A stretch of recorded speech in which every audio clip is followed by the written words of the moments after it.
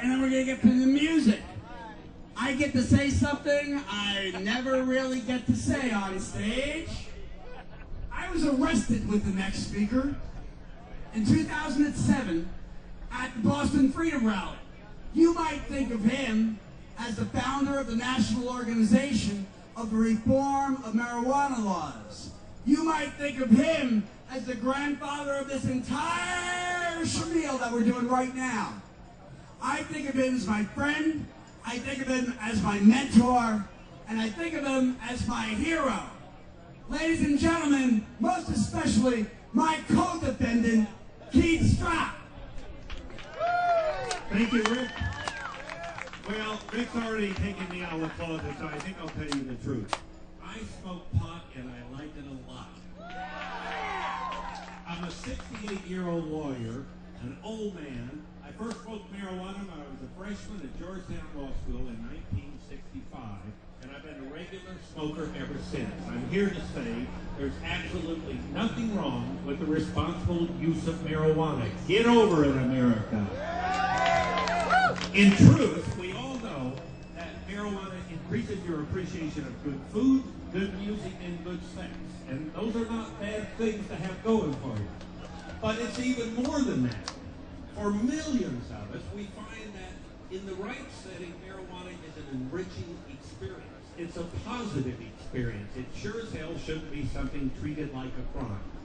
As Rick said, I'm the founder and currently legal counsel of NORML. NORML is the marijuana smokers lobby in America. We favor the elimination of all penalties for the responsible use of marijuana, including the right to grow your own marijuana. And we further favor the eventual legalization of marijuana. Consumers want the same thing consumers want in any other area. We want a high-quality product that's affordable and convenient.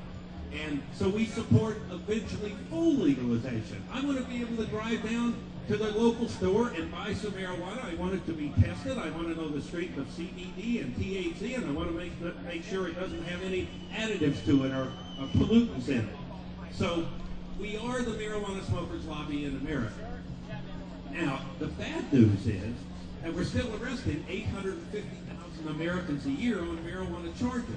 There's another marijuana smoker arrested every 38 seconds. There have been more than 20 million marijuana arrests just since 1965. And the real problem with that policy is, unlike alcohol, where the government differentiates between use and abuse, they don't arrest you if you're an adult for using alcohol. It's only if you abuse it. Yet for marijuana, they act as if all use is abuse. Well, bullshit. Of course it's not. So we need to make that distinction. Marijuana prohibition, for 2 or 3 basic reasons, is incredibly self-destructive. First off, we're wasting something like $9 to $10 billion a year in law enforcement resources chasing marijuana smokers when they should be focused on serious and violent crime. Secondly, prohibition invites the government into the privacy of your own home, where they know what books you read, they know what music you listen to, they know whether how you conduct yourself in the privacy of the bedroom, and they know whether you drink alcohol or smoke marijuana when you relax in the evening.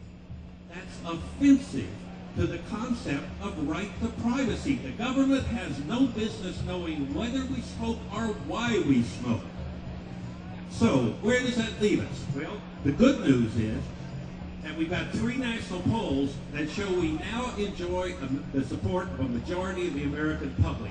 The Gallup poll, the year we founded NORML, we only had 12% nationwide. Now we have 50% Gallup poll, only 46% opposed. The new Rasmussen poll, I think, had 56% support. A third poll had 52%. Those are nationwide, folks. We have largely won the hearts and minds of the American people. There was a Supreme Court decision, and I want to read this because I don't want to get the language wrong, a couple of years ago, in which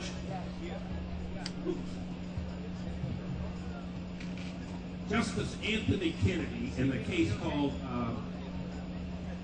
Lawrence v. Texas, said the following: "At the heart of liberty is the right to define one's own concept of existence, of meaning, of the universe, and of the mystery of human life. It is a promise of the Constitution that there is a realm of personal liberty where the government may not enter.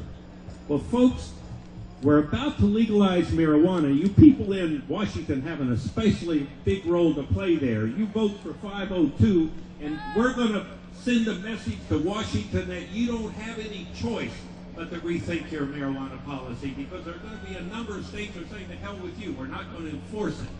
But in the end, we're only incidentally talking about marijuana. We're really talking about personal freedom, that area where government may not go. Support 502. Let's finally legalize marijuana in America. 502. All right, Keith Stroup.